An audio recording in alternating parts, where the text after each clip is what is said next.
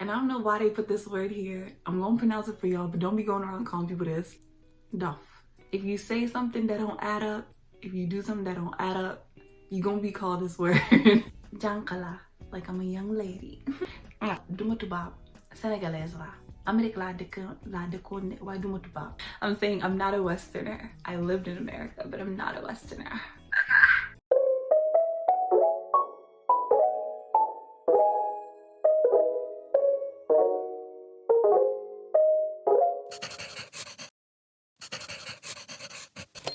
Assalamu alaikum and welcome back to my channel. If you're new here, hi, hello, and welcome. If you're returning, thank you so much for subscribing and supporting. My name is Soda2, aka Sincerely Soda, and this is a series on my channel where I will be teaching Wolof.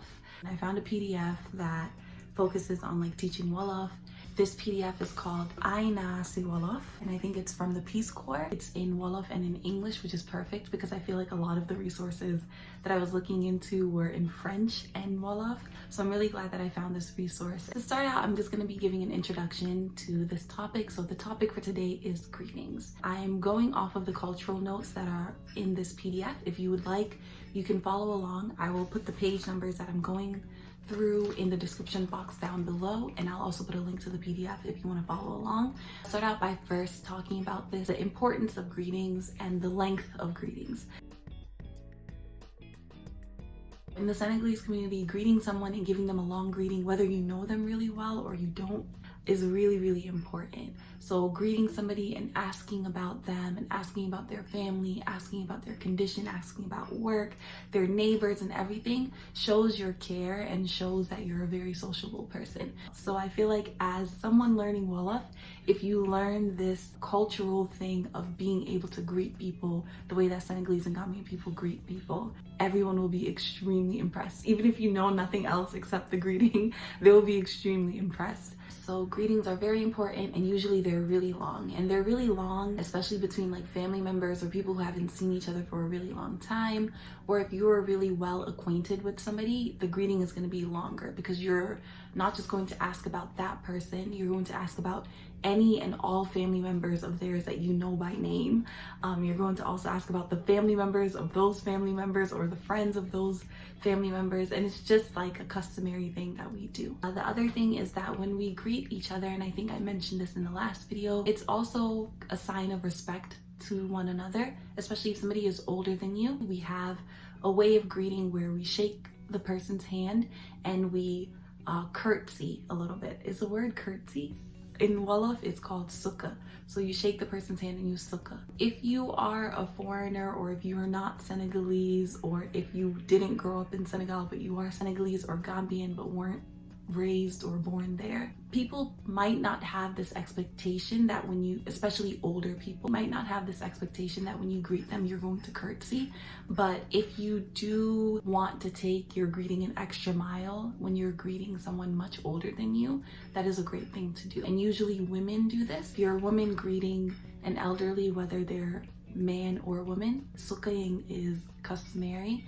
If you're a man, just greeting the person and shaking their hand firmly and everything like that is also a great way to show respect. Another thing, and I don't know if it's mentioned in the PDF, I didn't read all of it, but another thing, it's like a subtle thing, but it's a great sign of respect, is while you're greeting somebody who is older than you, not looking them directly in the eyes. Maybe you're looking down at the floor and smiling, or you look at them every now and then look down.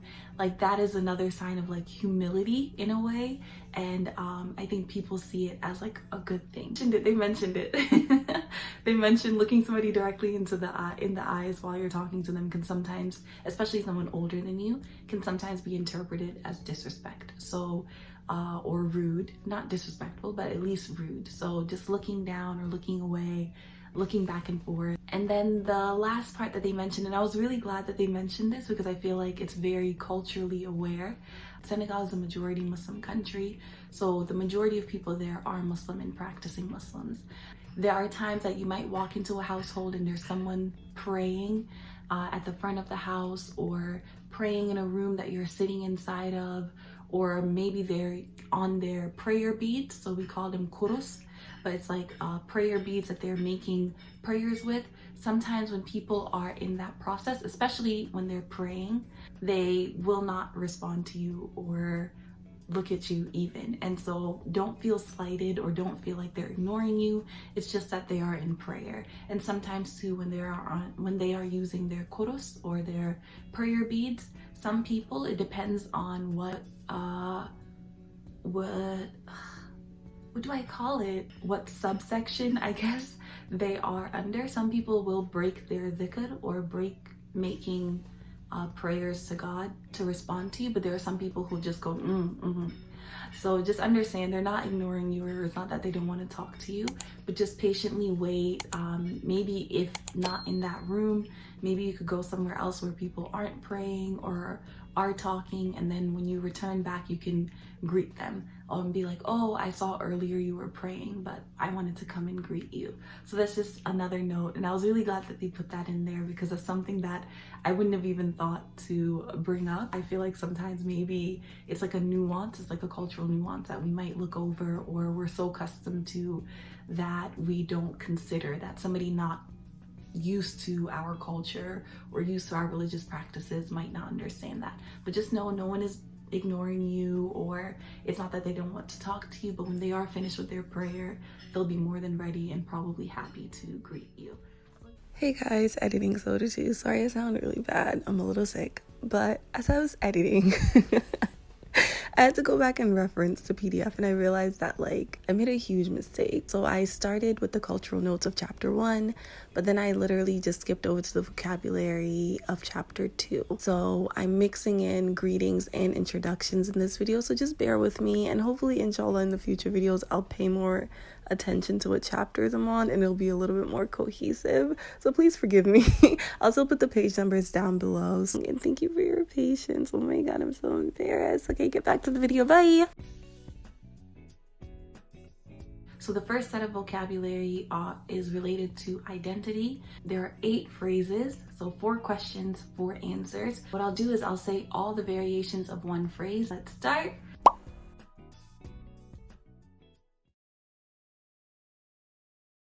Notudur. Nakangatudur. Nangatudur.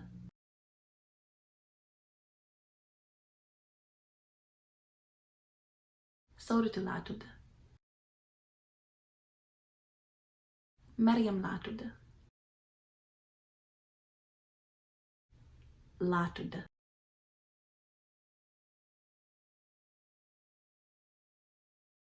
No Santa. Nakanga Santa. Nanga Santa.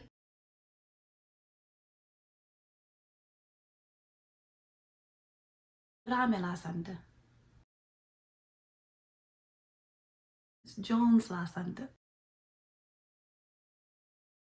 La Santa.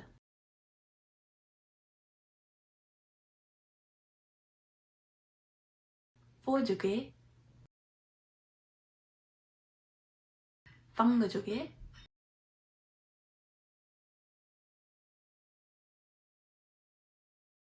Amerik Lajuke. Lajuke.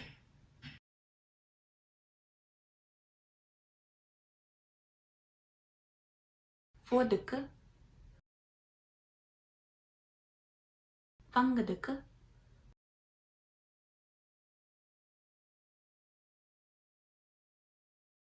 Korea Laduk.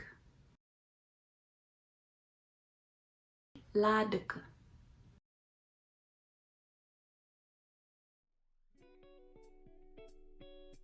I will say these phrases again, and this time you can listen and repeat.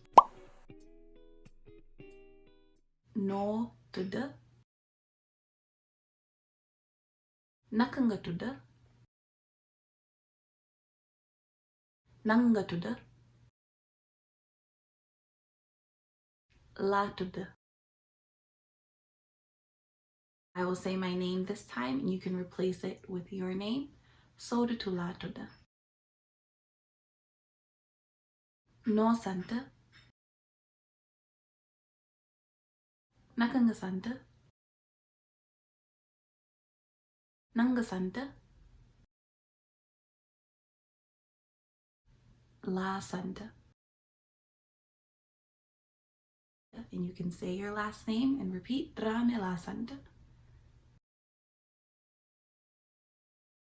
Fo joge.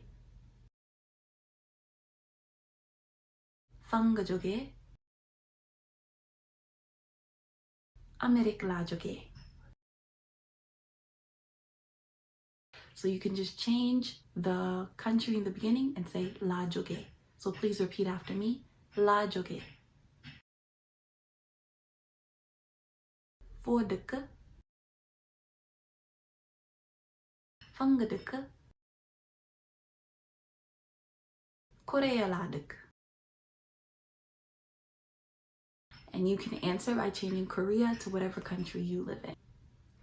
La dëkk. Perfect.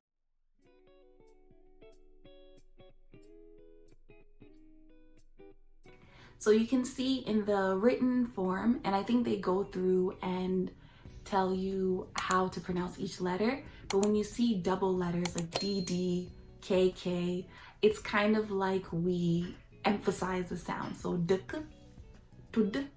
So it's like we double the sound. I don't know how to explain, but dk, tud.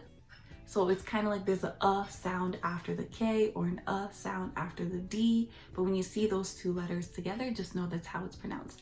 And when you see NG, nang, nang, nanga, nang, nang, like that, nanga santa, pangadika.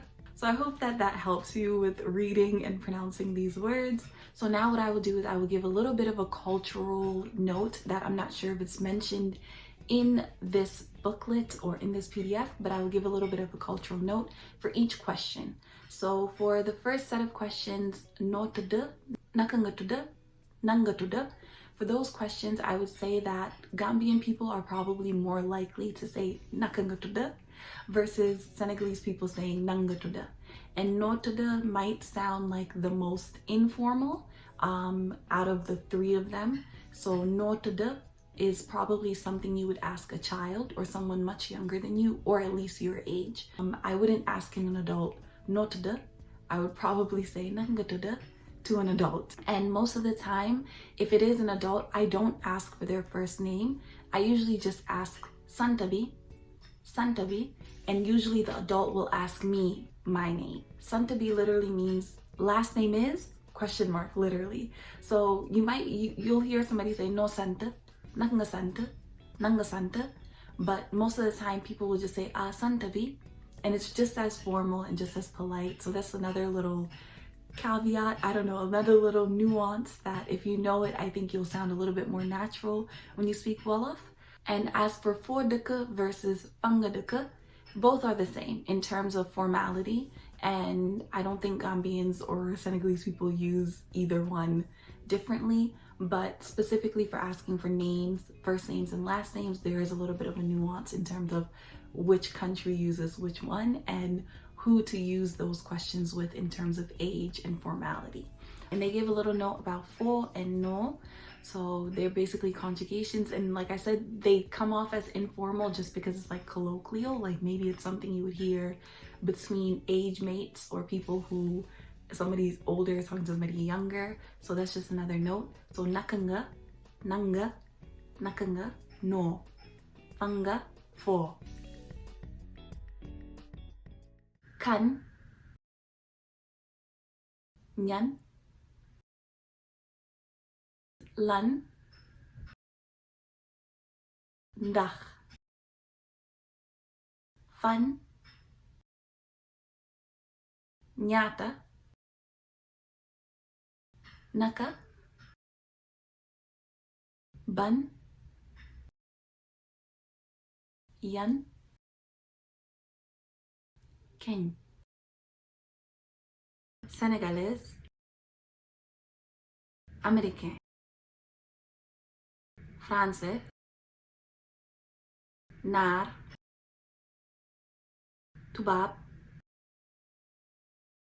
nit ñu ñuul, Wolof Series Pul Pulfuta Góor Jigéen Xale Mag Ndaw Jànq Waxambaane Màgget.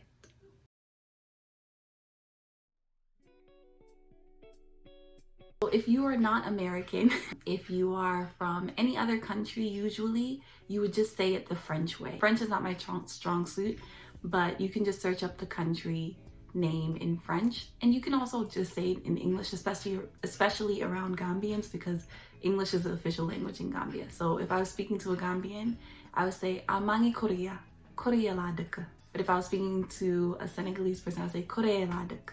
So you would just search your nationality in French, and that's how you would introduce yourself. For these races or ethnicities, so Tubab is a white person. Usually when we say Tubab, we mean a white person, but it can just mean a Westerner in general.